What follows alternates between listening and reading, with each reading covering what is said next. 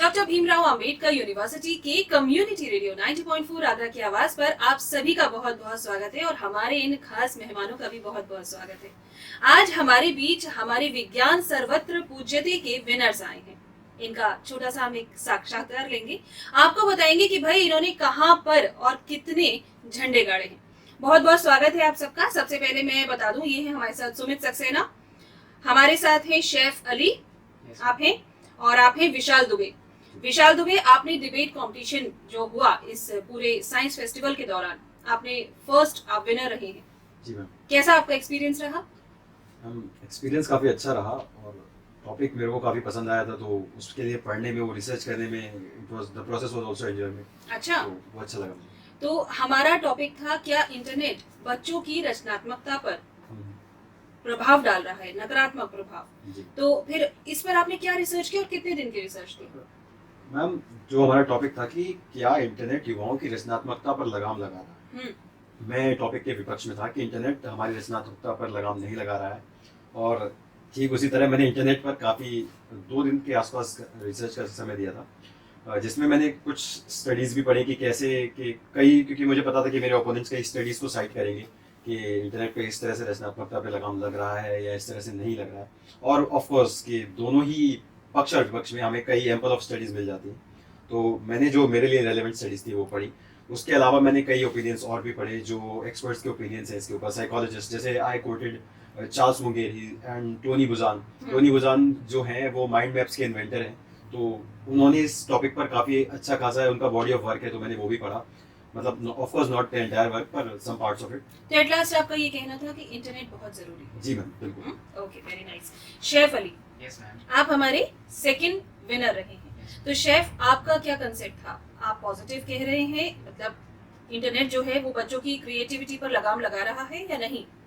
Ma'am, मेरा मानना है कि इंटरनेट जो है वो रचनात्मक शैली पे लगाम नहीं लगा रहा है, क्योंकि आजकल के दौर में जो इंटरनेट है वो बेसिक नीड बन गया है, डेली लाइफ नीड बन गया है। जैसे हम करंट टाइम में अपना पेंडेमिक का देख लें, तो पेंडेमिक के टाइम पे पूरे दुनिया बहुत ही बड़ी बुरी प्रभाव में थी। बिल्कुल। उस टाइम पे एजुकेशन सिस्टम जो था वो बहुत ही इम्पोर्टेंट था। तो मेरा मानना है कि अगर इंटरनेट ना होता तो हम शिक्षा में थोड़ा और पीछे पिछड़ जाते हैं। तो इंटरनेट जो था उस टाइम पे बहुत ही इम्पोर्टेंट था, जिसने एक बहुत ही अहम रोल निभाया हमारे बेसिक जो डेली डे बाय डे है उसको आगे प्रमोट करने के लिए, अपनी जनरेशन को सिक्योर करने के लिए। बहुत अच्छा। तो जब आप कह रहे हैं कि भाई आपने कोविड सिनेरियो की, आप उस पेंडेमिक सिचुएशन की बात कर रहे हैं, तो क्या आपने उस दौरान कोई नई क्रिएटिविटी अपने अंदर जागृत की?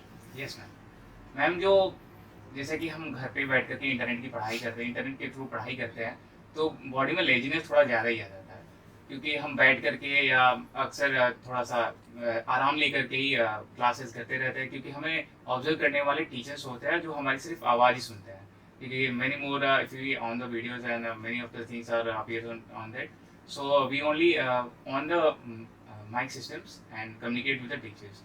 तो मैम उस टाइम पे हम थोड़ा ज़्यादा ही रेस्ट ले लेते हैं, तो हमारे अंदर लेजीनेस कुछ ज़्यादा ही रहता है। तो मैंने उस टाइम उसको लेजीनेस ना आने के लिए कुछ करिकुलम्स एक्टिविटीज़ कुछ की थी, कुछ योगा टाइप्स में कुछ एक्सरसाइज वगैरह किए थे और कुछ रनिंग वगैरह मैंने किया था।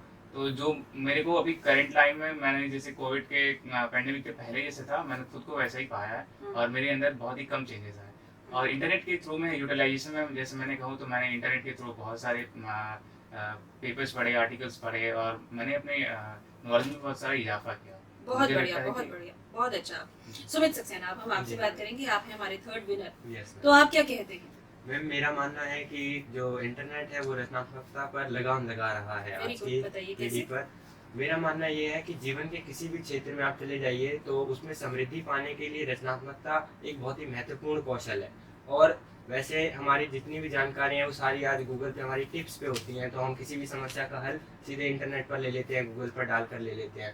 पर इससे हमारे जो हम स्वयं के ज्ञान और कौशल से हम उसे सॉल्व नहीं करने की कोशिश करते हैं। जितनी भी समस्या आती है जिसकी वजह से हमारा मानसिक विकास अभी रुका हुआ है, उसकी वजह से हमारी जो रचनात्मकता और कौशलता वो धीरे धीरे खत्म हो रही है। तो हमें अपनी रचनात्मकता और अंतर्ज्ञान से उपयोग करके हमें नए नवीन विचार लाने चाहिए, थोड़ी क्रिएटिविटी बढ़े आजकल के युवा पीढ़ी पे। तो अभी मैंने जैसे रिसेंटली एक आर्टिकल पढ़ा था, जो कि बहुत बड़े साइंटिस्ट है, एक ट्रेवर बेलिस, जिन्होंने रेडियो का आविष्कार किया था।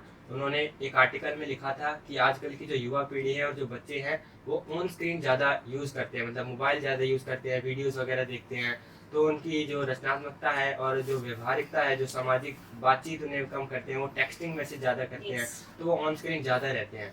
तो उन्होंने ये आर्टिकल में कहा था कि बच्चों को आर्टिकल वगैरह पढ़ने चाहिए, अपनी क्रिएटिविटी बढ़ानी चाहिए, वरना, और उन्होंने एक और चीज़ भी कही थी कि जो आजकल की जो पीढ़ी है वो इंटरनेट पर पूरी तरीके से निर्भर हो चुकी है। बहुत अच्छा, तो वो बहुत अच्छा, बहुत अच्छी बात आपने बताई है। और यहाँ मैं इस बातचीत को कंक्लूड भी करना चाहूंगी। आप लोगों ने बहुत ही अच्छी तरह से, डिबेट कंपटीशन में मैं भी थी, वहाँ बहुत अच्छे से अपने पक्ष को रखा आप लोगों ने।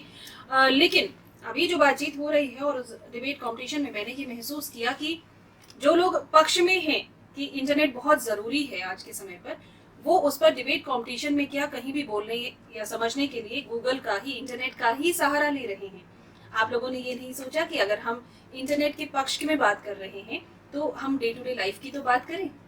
कुछ कहना चाहते हैं? हाँ मैम, कि जैसे आपने कहा कि मेरी डिबेट में भी बेसिकली मैंने जो स्टार्ट किया था वो इसी पॉइंट से स्टार्ट किया था कि रचनात्मकता और ज्ञानवर्धन दो अलग अलग चीजें हैं। यस, हम गूगल का प्रयोग उस बेसिक जो एक ज्ञान है, जो कुछ बेसिक पॉइंट्स हैं जो उस फील्ड में हैं, उसको जानने के लिए करते हैं, पर उन पॉइंट्स के ऊपर बिल्ड ऑन करना वो हमारी रचनात्मकता है। यस, और बिल्कुल। इसीलिए गूगल के साथ ही रचनात्मक हुआ जा सकता है। यही हाँ। मेरा पॉइंट है कि इंटरनेट के साथ रचनात्मकता तभी आ सकती है। लेकिन क्रिएटिविटी और नॉलेज गेन, ये दोनों अलग अलग-अलग बातें चीजें हैं, हैं। है ना? बिल्कुल। हम दोनों को सपोर्ट करके एक दूसरे को आगे बिल्कुल। बढ़ा सकते हैं। बहुत अच्छा लगा आप लोगों से बात करके। आप लोगों को बहुत बहुत बधाई। धन्यवाद। और लास्ट में बस ये कहना चाहेंगे कि आज आप यूनिवर्सिटी की कम्युनिटी रेडियो पर बात कर रहे हैं, कैसा आपका एक्सपीरियंस रहा?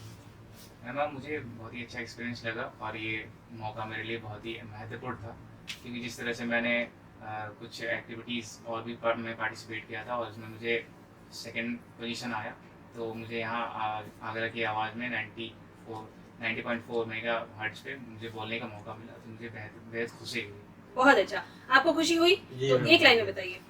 मेरे को इतनी ज़्यादा खुशी हुई है कि मेरी आज अभी तक की लाइफ में सबसे खास दिन है कि मैं आज आगरा की आवाज़, आज मैं आगरा वासियों के लिए सामने बोल रहा हूँ मैं, तो मेरे लिए बहुत ही खास दिन है आज के बहुत लिए। बढ़िया विशाल। ये आप हमारे रेडियो पर तो सुनेंगे ही, इसके साथ साथ जो हमारा यूट्यूब पेज है, फेसबुक पेज है, वहाँ भी आप इसे देख सकते हैं, लोगों के साथ शेयर कर सकते हैं। कैसा लग रहा है आपको?